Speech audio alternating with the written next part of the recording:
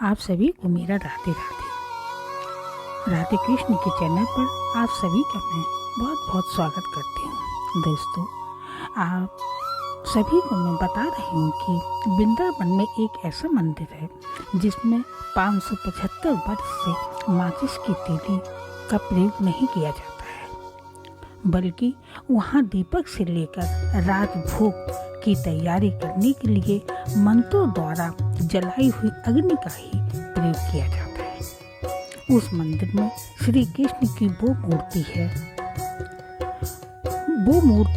वो प्रतिमा स्वयं प्रकट हुई थी। कहा जाता है कि उस प्रतिमा की बहुत जांच की गई, लेकिन उस प्रतिमा में कहीं जोड़ नहीं पाया गया। इस मंदिर में जन्माष्टमी रात में नहीं, दिन में मनाई जाती है। इस मंदिर की बहुत ही अद्भुत कथा है, पूरी जरूर सुनिए। जब भी कोई मंदिर के अंदर जाता है, प्रवेश करता है, तो वहाँ पर 2 लाइटें लगी हुई हैं, एक ग्रीन और एक लाल। अगर आप प्रवेश कर रहे हैं और ग्रीन लाइट जल रही है तो समझिए कि भगवान का बुलावा आया है, और अगर आप प्रवेश कर रहे हैं और लाल लाइट जल रही है तो समझिए भगवान नहीं बुला रहे हैं। उस मंदिर के अंदर एक भट्टी है जो कई सालों से जल रही है। गोपाल भट्ट स्वामी ने उस अग्नि को प्रकट किया था। और श्री कृष्ण की प्रतिमा कैसे प्रकट हुई, अब मैं आप लोगों को ये कथा सुनाती हूँ। कहा जाता है कि चैतन्य महाप्रभु के शिष्य गोपाल भट्ट स्वामी जी एक बार नेपाल गए। नेपाल में गांडगी नदी में स्नान करते समय उन्हें 12 शालिग्राम मिले। स्वामी जी उन 12 शालिग्राम को लेकर वृंदावन आ गए और 12 शालिग्राम की पूजा करते थे और रात में सीख की टोकरी में ढक दिया करते थे। एक दिन एक भक्त सारी प्रतिमाओं को पोशाक लेकर आए और सारे मंदिरों में पोशाक देने के बाद वह व्यापारी गोपाल भट्ट स्वामी जी के पास आ पहुँचे। तभी गोपाल भट्ट स्वामी ने कहा, मेरे स्वामी तो गोल हैं, ये पोशाक कैसे पहन सकते हैं? फिर भी आप इतनी श्रद्धा से लाए हो तो दे दो। गोपाल जी ने पूजा करके शालिग्राम को उस सीख की टोकरी के नीचे रख दिया और वो पोशाक भी रखते हुए बोले, प्रभु ये पोशाक कैसे पहनोगे?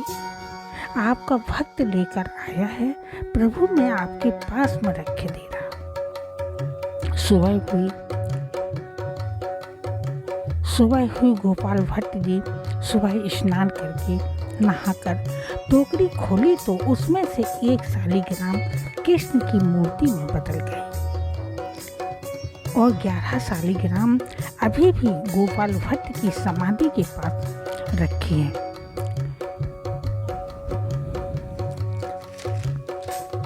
श्री राधा रमण जी का मुख गोविंद जी के श्री राधा रमण जी का मुख गोविंद जी के समान और वक्ष स्तर श्री गोपीनाथ जी के समान और चरण कमल श्री मदन मोहन जी के समान है। इसलिए इस प्रतिमा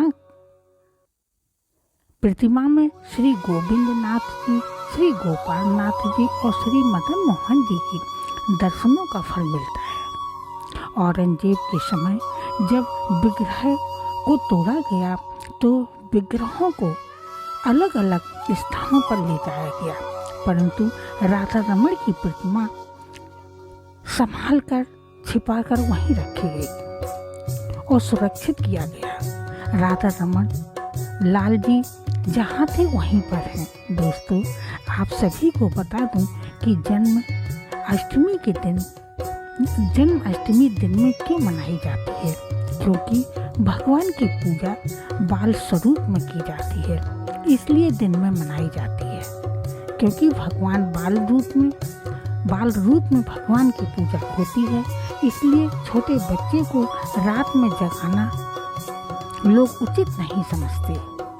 जहाँ जहाँ मंदिरों में भगवान बालक के रूप में विराजमान हैं, वहाँ पर दिन में ही जन्माष्टमी मनाते हैं। उस मंदिर में बाहर से प्रसाद नहीं लाया जाता।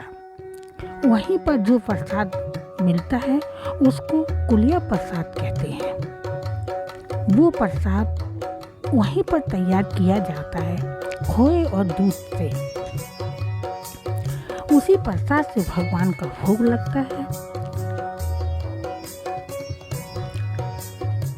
उसी प्रसाद से भगवान का भोग लगाया जाता है।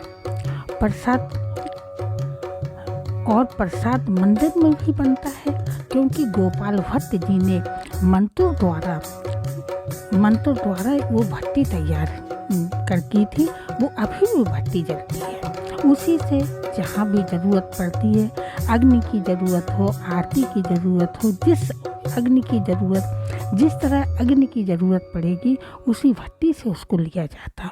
इसलिए वहाँ माचिस की तीली या गैस किसी चीज़ का प्रयोग नहीं होता।